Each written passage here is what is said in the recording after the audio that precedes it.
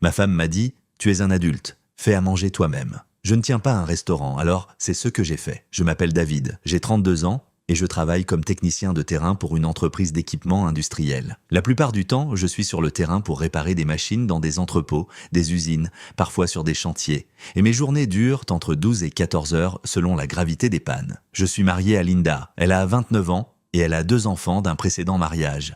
Ryan qui a 11 ans et Sophie qui en a 8. Quand on a commencé à sortir ensemble il y a environ 5 ans, tout semblait parfait, vous savez. On cuisinait ensemble le week-end. Elle testait de nouvelles recettes qu'elle trouvait sur Internet. Je faisais griller des steaks dans le jardin et les enfants mettaient à la table comme si c'était un jeu. On s'asseyait tous ensemble, on racontait nos journées, on riait aux blagues nulles de Ryan et Sophie nous montrait ses dessins de l'école. On se sentait comme une vraie famille, celle que j'avais toujours voulu avoir en grandissant. Après notre mariage, il y a 3 ans, Linda a décidé de quitter son travail de bureau pour se mettre à son compte comme graphiste freelance afin de pouvoir passer plus de temps à la maison avec Ryan et Sophie. J'ai soutenu cette décision à 100% parce que je voyais à quel point ça lui tenait à cœur d'être là pour eux, d'aller les chercher à l'école, de les aider à faire leurs devoirs, de s'assurer qu'ils avaient un parent à la maison. Mais en cours de route, les choses ont changé d'une manière que je n'ai pas remarquée au début. J'ai commencé à payer de plus en plus de factures, ce qui était logique puisque mon revenu était stable et que le sien fluctuait en fonction des projets. Le prêt immobilier, les mensualités de la voiture, les courses, l'eau et l'électricité, les fournitures scolaires des enfants, leurs frais de sport, tout a fini par atterrir sur mon salaire. Je me disais que c'était temporaire, qu'une fois que son activité en freelance décollerait, on rééquilibrerait les choses. Les mois se sont transformés en 1 année, puis 2, et rien n'a changé. Je ne me suis pas plaint parce que je me disais que c'est ce qu'on fait quand on aime quelqu'un. On porte le fardeau quand l'autre en a besoin. Mais j'ai aussi commencé à remarquer d'autres choses, de petits détails qui s'accumulaient, le dîner n'était plus prêt quand je rentrais. Même les jours où je lui envoyais mes horaires par texto, la maison n'était pas exactement en désordre, mais ce n'était plus comme avant non plus. C'était comme si personne ne se souciait vraiment de savoir si j'arrivais dans un espace propre ou dans le chaos.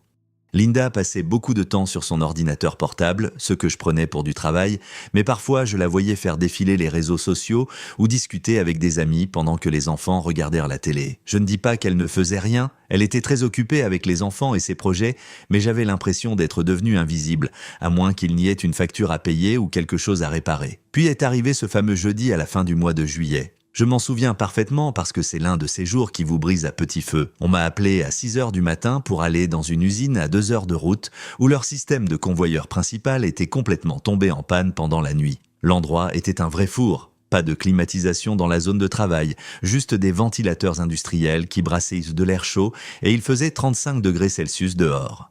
J'ai passé toute la journée dans cette chaleur, à ramper sous les machines, à dépanner des tableaux électriques, à remplacer des moteurs grillés, et quand j'ai fini, il était presque 20 heures. Ma chemise était trempée de sueur. Mes mains étaient couvertes de graisse et de petites coupures à cause des bords métalliques se tranchant, et je n'avais rien mangé à part une barre protéinée que j'avais trouvée dans mon camion vers midi. Le trajet du retour m'a semblé interminable, et la seule chose à laquelle je pouvais penser, c'était de rentrer, de prendre une douche et de prendre un vrai repas. Je me suis garé dans l'allée un peu après 21 heures, j'ai franchi la porte d'entrée et la maison était silencieuse, à l'exception de la télé dans le salon. Ryan et Sophie étaient dans leur chambre, probablement en train de se préparer pour aller au lit, et Linda était sur le canapé avec son ordinateur. J'ai posé mon sac de travail près de la porte et je suis allé directement dans la cuisine, en espérant qu'il restait peut-être des restes du dîner que je pourrais réchauffer. J'ai ouvert le frigo et j'ai vu de quoi faire des sandwichs, quelques yaourts, une demi-pizza d'il y a 2 jours qui avait l'air douteuse, mais rien qui ressemblait à un repas qu'on m'aurait mis de côté. Je suis resté planté là 1 seconde, à fixer l'intérieur du frigo, sentant cette fatigue s'installer dans mes os. Je suis retourné dans le salon et j'ai demandé à Linda s'il y avait quelque chose pour le dîner. Elle n'a même pas levé les yeux de son écran. « On a mangé à 18 heures, a-t-elle dit, comme si j'aurais dû le savoir. « Il y a des trucs dans le frigo. » Je lui ai dit que je venais d'arriver, que j'avais travaillé pendant 14 heures sous une chaleur écrasante et que j'espérais vraiment trouver autre chose que de quoi me faire un sandwich. C'est là qu'elle m'a enfin regardé et son expression n'était ni compatissante ni désolée. Elle était agacée. « Tu es un adulte ?» a-t-elle dit froidement. « Fais à manger toi-même, je ne tiens pas un restaurant. » Ces mots m'ont frappé comme un coup physique, comme si quelqu'un m'avait poussé en arrière. Je suis resté là à la regarder, attendant qu'elle réalise à quel point c'était dur, attendant qu'elle s'adoucisse et dise qu'elle ne le pensait pas comme ça. Mais elle est simplement retournée sur son ordinateur, comme si la conversation était terminée. Je n'ai rien ajouté, je me suis simplement retourné, je suis retourné dans la cuisine et je me suis fait un sandwich au beurre de cacahuètes et à la confiture, comme si j'avais de nouveau 10 ans. Je l'ai mangé debout, au comptoir, et à chaque bouchée, j'ai senti quelque chose se briser en moi. Une certaine idée que je me faisais de ce que devait être le mariage. Je n'arrêtais pas de penser à mes parents. Mon père a travaillé dans le bâtiment toute sa vie. De longues heures, un travail physique dur, et ma mère avait toujours le dîner prêt pour lui quand il rentrait. Pas parce qu'elle y était obligée, pas parce qu'il l'exigeait, mais parce qu'elle tenait à lui et voulait qu'il ait ça après une longue journée. Ce n'était pas une question de rôle de genre ou de mentalité dépassée, c'était une question d'amour et de considération, de voir son partenaire s'épuiser à la tâche et de vouloir prendre soin de lui. C'est ce que je pensais avoir avec Linda, ce même genre de partenariat. Mais en me tenant là, avec mon triste sandwich, j'ai réalisé que je m'étais voilé la face. À quand remonter la dernière fois où elle m'avait demandé comment s'était passée ma journée en m'écoutant vraiment? À quand remonter la dernière fois où elle avait fait quelque chose juste parce qu'elle pensait que ça me ferait plaisir? Je n'arrivais pas à m'en souvenir. La pensée qui m'a le plus effrayé n'était pas le dîner froid ou les mots durs, c'était la question qui a suivi. N'étais-je qu'un salaire pour elle? N'étais-je que le gars qui payait les factures et le prêt immobilier pendant qu'elle vivait la vie qu'elle voulait? Je n'avais pas de réponse ce soir-là, mais je savais que quelque chose avait fondamentalement changé. J'ai fini mon sandwich, j'ai pris une longue douche et je me suis allongé dans le lit, fixant le plafond pendant que Linda dormait à côté de moi comme si de rien n'était. Cette phrase continuait de résonner dans ma tête. « Tu es un adulte? Fais à manger toi-même. » Et j'ai réalisé qu'elle avait raison sur un point, j'étais un adulte. Et il était peut-être temps que je commence à me comporter comme tel, en prenant soin de moi parce qu'il était clair que personne d'autre dans cette maison n'allait le faire. Je ne savais simplement pas encore que prendre soin de moi allait être très différent de ce qu'elle imaginait. Le lendemain matin, je me suis réveillé avec une étrange clarté, comme si mon cerveau avait passé toute la nuit à analyser ce qui s'était passé et en avait tiré une conclusion pendant mon sommeil. Je n'allais pas me disputer avec Linda, je n'allais pas mendier son attention ou son affection. J'allais juste faire exactement ce qu'elle m'avait dit de faire. Prendre soin de moi. Si elle voulait me traiter comme un colocataire qui paie toutes les factures, très bien, j'allais agir comme tel. Ce vendredi-là, je suis parti au travail avant que tout le monde ne soit levé, je me suis arrêté au supermarché en rentrant et j'ai acheté de la nourriture spécialement pour moi. Des choses que j'aimais vraiment et auxquelles personne d'autre ne touchait jamais dans la maison. De bons steaks, des légumes frais, ce café cher dont je me passais toujours parce que ça me semblait être du gaspillage. Des bières artisanales que je voulais goûter. Quand je suis rentré chez moi vers 19h, Linda et les enfants avaient dû déjà manger quelque chose, je ne sais même pas quoi. Et elle était de retour sur le canapé avec son ordinateur. Je n'ai pas posé de questions sur le dîner, je n'ai rien dit, je suis allé directement dans la cuisine et j'ai commencé à cuisiner. J'ai assaisonné une belle entrecôte, j'ai fait chauffer une poêle en fonte au maximum et je l'ai fait cuire exactement comme je l'aime, saignante avec une croûte parfaite. Je me suis préparé des asperges rôties à l'ail, une grosse pomme de terre au four bien garnie, la totale. L'odeur a rempli la maison et j'ai vu Ryan jeter un coup d'œil dans la cuisine avec un air curieux. « Ça sent super bon », a-t-il dit. « Qu'est-ce que tu prépares ?» Je lui ai répondu que c'était juste le dîner pour moi, rien de spécial. Linda est apparue dans l'encadrement de la porte une minute plus tard et je pouvais sentir son regard sur moi pendant que je dressais mon assiette. « Tu as fait du steak ?» a-t-elle demandé et il y avait un truc dans sa voix. Pas vraiment de la peine mais carrément de la surprise. « Ouais » ai-je répondu d'un ton désinvolte. J'avais faim après le boulot. Elle a attendu comme si elle s'attendait à ce que je lui en propose, mais j'ai simplement pris mon assiette, j'ai attrapé une bière dans le frigo et je suis allé manger dans le petit bureau que nous avions et que j'avais pratiquement transformé en mon espace personnel. Je l'ai entendu retourner dans le salon sans rien dire de plus. Le samedi matin, je me suis levé tôt, je me suis préparé un vrai petit déjeuner, des œufs brouillés au fromage, du bacon, des toasts, du jus d'orange frais, le genre de petit déjeuner que je préparais pour tout le monde le week-end avant. Linda est entrée dans la cuisine pendant que je mangeais, encore en pyjama, et a regardé la poêle que j'avais déjà lavée et rangée. « Tu as fait le petit déjeuner ?» a-t-elle demandé. « Pour moi ? Ouais, » ai-je dit en reprenant une bouchée. « Il y a des œufs et des trucs dans le frigo si tu veux t'en faire. » Elle est restée figée une seconde et je voyais son cerveau essayer de comprendre ce qui se passait. « Tu n'en as pas fait pour nous ?» a-t-elle demandé. Et là, il y avait clairement une pointe de tension dans sa voix. Je l'ai regardée calmement, et j'ai répété les mots exacts qu'elle m'avait dit 2 soirs plus tôt. « Tu es une adulte, fais à manger toi-même. » Son visage est passé par 3 expressions différentes. Le choc, la colère, puis cette neutralité forcée. Comme si elle ne voulait pas me donner la satisfaction d'une réaction. Elle a attrapé un yaourt dans le frigo et est partie sans un mot. C'est là que j'ai su que ça allait devenir intéressant. Plus tard, les enfants m'ont demandé si je voulais aller avec eux à la piscine municipale et je leur ai dit que j'avais des courses à faire, ce qui était vrai. Je devais aller au magasin de bricolage pour acheter des trucs pour la maison. Mais la vraie raison, c'était que je voulais établir que je n'étais plus automatiquement disponible pour les activités familiales. Pas quand personne ne semblait se soucier de savoir si j'étais inclus ou non. Le dimanche soir, Linda a annoncé qu'elle emmenait Ryan et Sophie au cinéma pour voir un film d'animation qu'ils voulaient de voir. Elle ne m'a pas demandé si je voulais venir. Elle m'a juste informé qu'ils y allaient. « Ok, amusez-vous bien », ai-je dit. J'ai envoyé un texto à mon pote Ethan pour voir s'il voulait qu'on aille dîner et regarder le match dans un bar sportif où on allait avant que je me marie. On a passé un super moment avec des ailes de poulet et de la bière à parler de trucs normaux. Et je n'ai pas pensé à la maison une seule fois pendant ces 3 heures. Quand je suis rentré vers 21h30, Linda m'attendait dans le salon, les bras croisés. « Tu es sorti ?» a-t-elle demandé, comme si j'avais commis un crime. « Ouais, vous étiez au ciné. » Alors j'ai rejoint Ethan. « On ne t'a pas invité au cinéma parce que tu ne veux jamais voir de film pour enfants, » a-t-elle dit en haussant le ton. Je me suis dit qu'on pourrait peut-être faire quelque chose tous ensemble en famille ce soir. Je l'ai juste regardé. Tu as planifié le ciné sans me demander. Tu n'as pas mentionné le fait de faire quelque chose ensemble après? Comment j'étais censé le savoir? Elle n'avait rien à répondre à ça. Elle s'est juste retournée et est partie dans la chambre. C'est devenu le schéma de la semaine suivante. Lundi, je suis rentré du travail, j'ai préparé le dîner pour moi, j'ai mangé seul. Mardi, Linda a essayé de préparer un bon dîner pour tout le monde, moi y compris, comme pour faire passer un message, mais c'était forcé et gênant.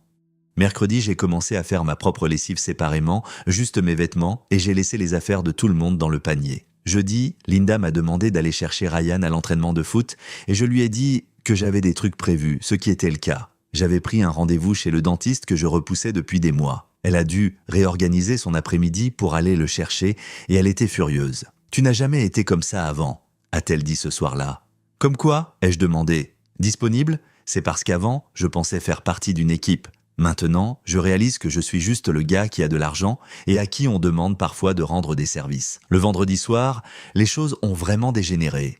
J'avais surveillé notre compte bancaire commun de plus près, chose à laquelle je ne prêtais pas beaucoup d'attention avant parce que je me disais qu'on était 2 adultes gérant l'argent de manière responsable.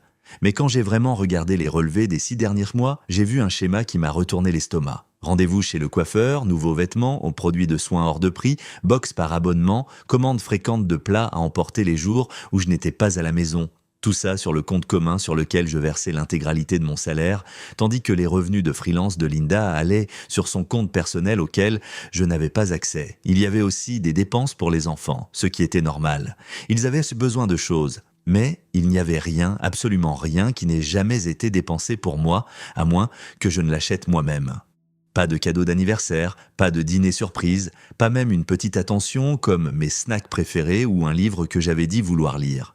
Je suis resté là à regarder les chiffres, à faire le calcul dans ma tête, et j'ai réalisé que je finançais le mode de vie confortable de quelqu'un d'autre, alors que je vivais comme un étudiant fauché en économisant le moindre centime. Le compte commun était en fait mon compte, sur lequel d'autres personnes dépensaient. Linda avait son argent de freelance mis de côté en toute sécurité, pendant que le mien s'évaporait pour les besoins de tout le monde, sauf les miens. J'ai ouvert un compte courant séparé ce samedi-là, je suis allé à la banque en personne et j'ai tout mis en place. Dès la semaine suivante, je ne verserai sur le compte commun que le strict nécessaire pour couvrir ma part des factures du foyer.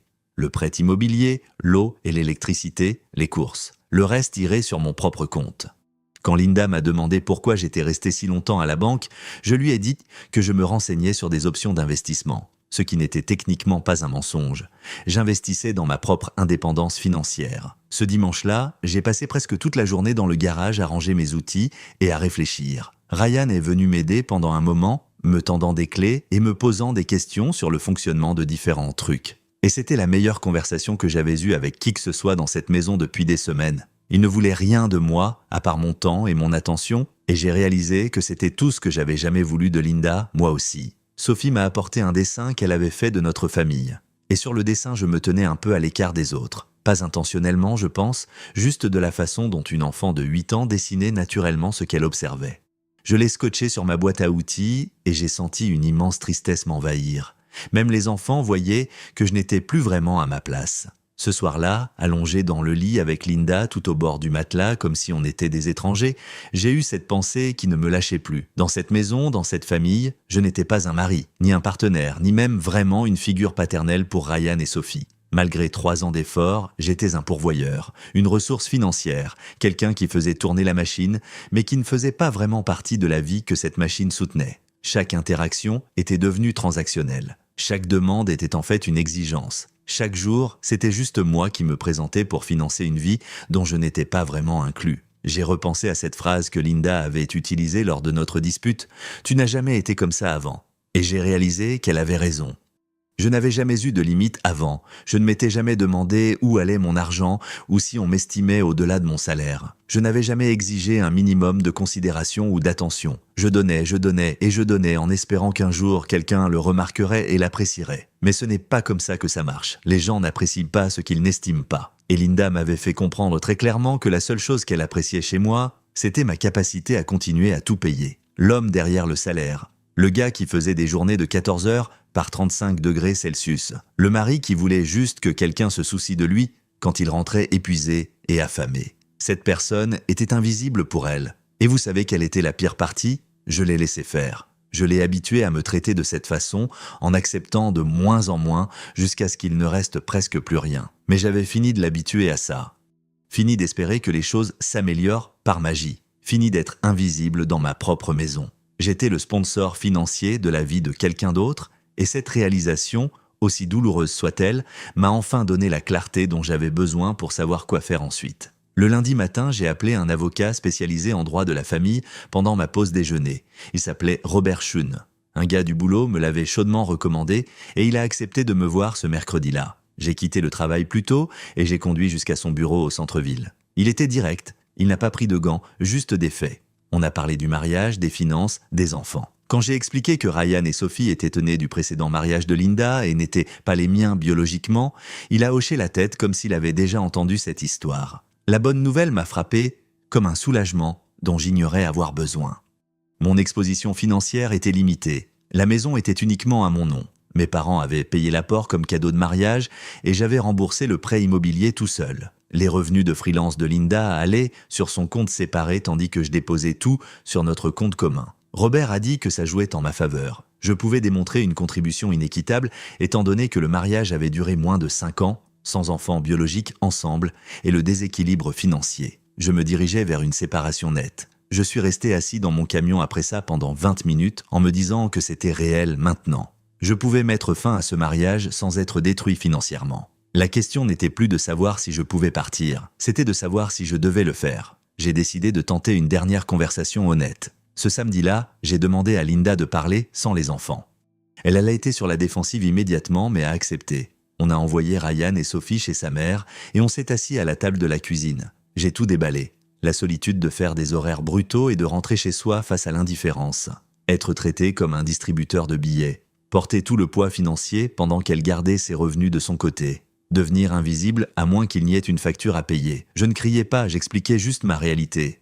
Linda écoutait, mais son visage s'est durci. Quand j'ai fini, elle m'a dit que j'étais trop sensible, qu'elle avait beaucoup à faire avec les enfants et le travail. Elle a dit que j'avais choisi mon métier, que personne ne m'y avait obligé. Et elle a essayé de faire passer l'incident du dîner pour un truc ridicule. J'ai senti un froid s'installer dans ma poitrine. Je lui ai expliqué que je n'étais pas contrarié par le fait de faire à manger. J'étais contrarié parce que ça représentait le manque d'attention. Elle a levé les yeux au ciel, elle a littéralement levé les yeux au ciel, et j'ai su que cette conversation ne menait à rien. Mais il fallait que je lui pose une question. « Je suis quoi pour toi, Linda? Je suis quoi, à part l'argent ?» Elle a ouvert la bouche rapidement, puis s'est arrêtée. La pause s'est prolongée. 10 secondes, 20. Finalement, elle a parlé. « Tu es un bon pourvoyeur. » La façon dont elle l'a dit, comme si c'était censé suffire, ça m'a tout dit. Pas un mari, pas un partenaire, juste un pourvoyeur. J'ai sorti les papiers du divorce et je les ai posés sur la table. Son visage est devenu blanc. Je lui ai dit que je demandais le divorce, que je ne pouvais pas être marié à quelqu'un qui ne voyait en moi qu'un compte en banque. Elle s'est mise à pleurer, elle a dit qu'on pouvait arranger ça, qu'elle pouvait changer. Je lui ai rappelé que je lui avais donné sa chance pendant 3 ans. « Si je dois te forcer à m'aimer, alors ce n'est pas réel », ai-je dit. Elle n'arrêtait pas de pleurer, mais j'en avais assez entendu de ses promesses en l'air. Les semaines qui ont suivi ont été tendues. J'ai déménagé dans la chambre d'amis. Linda alternait entre jouer la femme parfaite et être en colère. Les enfants savaient que quelque chose n'allait pas. Un soir, Ryan m'a demandé si j'allais déménager. Je me suis assis avec lui et Sophie et je leur ai expliqué que Linda et moi avions des problèmes d'adultes et devions vivre séparément. Sophie a demandé s'ils avaient fait quelque chose de mal, et je les ai rassurés en leur disant que ça n'avait rien à voir avec eux, que je tenais toujours à eux. Ryan a demandé s'il me verrait encore, et je l'ai absolument promis. 2 mois plus tard, le divorce a été prononcé. Procédure rapide, rien à se disputer. La maison était à moi, Linda a déménagé avec les enfants. Elle a essayé une dernière fois la veille de son départ, s'est bien habillée et a parlé de réserver au restaurant de notre premier rendez-vous. Je l'ai regardée et je n'ai ressenti que de l'épuisement. Ce qu'on avait, c'était terminé il y a longtemps, je finissais seulement par l'accepter. Elle est partie le lendemain et la maison est devenue silencieuse. C'était il y a 6 mois. J'ai été promu technicien principal avec des horaires normaux. J'ai commencé à aller à la salle de sport, j'ai repris contact avec de vieux amis. Ryan et Sophie viennent un week-end sur 2, et c'est sincèrement agréable sans les tensions. La semaine dernière, Ethan m'a demandé si j'étais prêt à sortir avec quelqu'un à nouveau. Je lui ai répondu que peut-être, mais cette fois-ci, je n'oublierai jamais une chose importante. Dès l'instant où quelqu'un te dit de prendre soin de toi-même, crois-le, c'est qu'il a déjà cessé de s'en soucier. J'ai passé 3 ans à espérer que Linda me voie et elle ne l'a jamais fait parce qu'elle ne le voulait pas. Elle voulait un pourvoyeur, rien de plus. La prochaine fois, je chercherai quelqu'un qui veut être un partenaire, quelqu'un qui est là parce qu'il en a envie. Et si je ne vois jamais cette réciprocité, je ne perdrai pas des années à espérer qu'elle apparaisse. Je partirai tôt, pendant qu'il me reste assez de moi-même pour construire quelque chose de meilleur. C'est la leçon que j'ai apprise à la dure, mais au moins je l'ai apprise. Que pensez-vous de cette histoire? Dites-le moi dans les commentaires. Lâchez un like et n'oubliez pas de vous abonner pour d'autres histoires de la vie réelle. Yeah, I agree. Alright, be careful. Oh, owie, hurt me.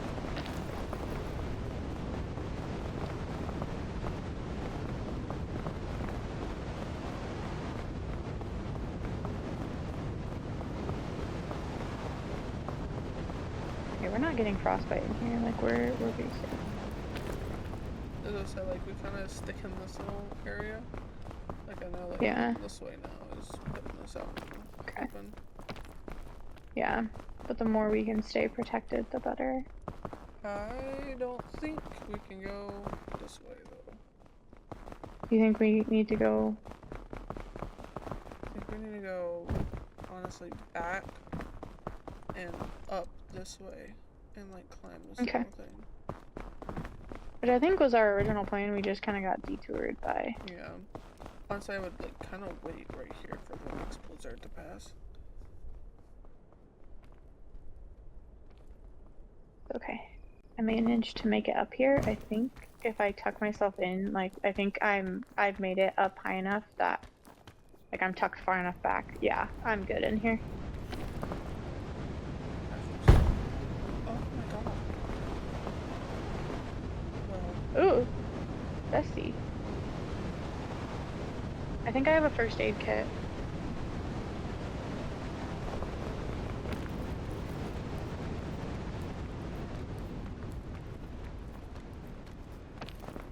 If you can, when you make it up here, it's in my backpack. okay. We do. Thank you so much. Mhm. Right, there we go. It took forever. Alright, I think 'Cause we just if keep like we- going up. And I think, I don't know, honestly. It gets a little, Yeah, I think we need to go back out here, and I think we need to try to climb this thing. oh Like, no. I think we need to go through. I got no. I'm slipping. I gotta go all the way back down. Alright, Oh. alright, I didn't hurt myself. Okay. Honestly, I think we stay down. Oh, hold on. I say we stay down and we just go this way and try to go up a different way. Oh, because I think if we, on that ledge where we were when you got healed, I think if we go around it, I think we can go. No, I'm like looking at it here and there's no way we have enough stamina, even with extra. So I honestly Well, think, because if you come stand right here, like there's, I think we can. I think we're good. okay. Because going this way, we have this little ledge right here that we Yeah. will go up on this. Be that way. Okay. It's up to you. Like, oh, I can go your way. We gotta get into a crevice.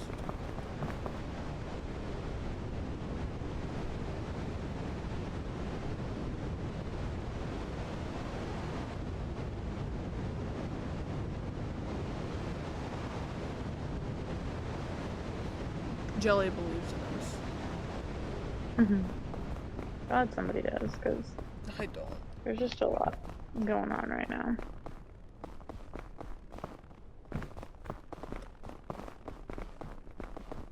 I was like, what was that shadow behind me? It was you.